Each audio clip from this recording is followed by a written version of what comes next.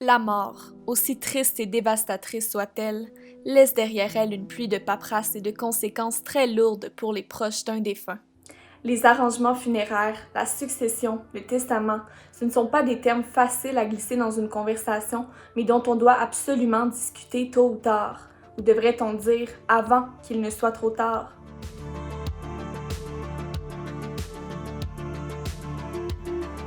Quoi faire en cas de décès? En premier lieu, le liquidateur, soit la personne chargée de faire respecter les dernières volontés du défunt, doit trouver le dernier testament, s'il y en a un.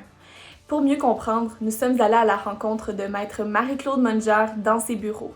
C'est important encore aujourd'hui que les gens appellent les notaires pour s'informer. Qu'est-ce qui arrive si je décède? Je suis mariée ou on est ensemble, ça fait 30 ans. OK, mais si tu n'as pas de testament, qu'est-ce qui arrive? Parce que ça peut chiffrer très vite en frais de notaire à ce moment-là quand les gens décèdent sans avoir les bons documents. Un testament notarié coûte habituellement près de 400 $. Un testament fait à la main ou homemade, quant à lui, coûte 1000 $ à faire reconnaître et les frais d'avocat et de notaire qu'il peut engendrer s'élèvent à plusieurs milliers de dollars. Pas de testament, bien là, on est bloqué. Il faut commencer par regarder dans la loi qui sont les héritiers, il faut mettre ça sur papier, il faut nommer un liquidateur, faut, tu sais, là, fait que là, c'est là que je vous dis que ça chiffre, c'est pas trop long, là. Pendant ce temps, les proches doivent aussi s'occuper des arrangements funéraires, ce qui n'est pas de tout repos. Et c'est le cas d'Annie-Pierre Poirier qui a dû prendre les rênes à la suite du décès de sa mère. On est parti au salon funéraire. Moi, je viens de Chibougamau, donc il y a juste un salon funéraire là-bas. Tu sais, c'est sûr que tu arrives là puis tu es un client, comme dans n'importe quel magasin. Donc là, tu as ta petite checklist de qu'est-ce que tu veux pas. Et le coût, qu'en est-il? Environ 7 000 $ que ça avait coûté en tout pour ma mère. Là-dessus, on n'avait pas de cercueil. Si je compare à mon grand-père il y a 20 ans, mon père me dit que ça avait coûté un peu plus de 10 000 il y a 20 ans. Souvent, je vois les factures. Je vois que ça peut aller du 2 500 à du 13 000 $ de facture là, pour la famille. Dans d'autres cas, certaines personnes, de leur vivant, achètent leurs propres services funéraires. On parle ici de préarrangement. La loi sur les arrangements préalables de services funéraires et de sépulture sous la responsabilité de l'Office de protection du consommateur vise à protéger les montants versés à un commerçant pour ses services funéraires.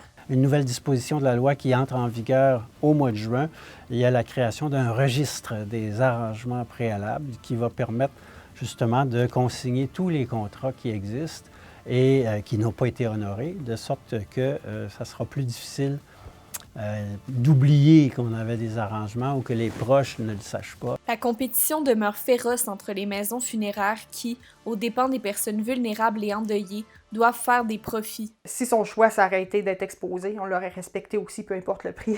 C'est ça qui arrive avec cette industrie-là, c'est qu'on veut tellement faire plaisir une dernière fois à la personne, même si elle n'est pas là vraiment pour nous remercier. Donc, nous disions, maintenant que le liquidateur a trouvé le testament et que les arrangements funéraires sont réglés, une étape cruciale s'ensuit.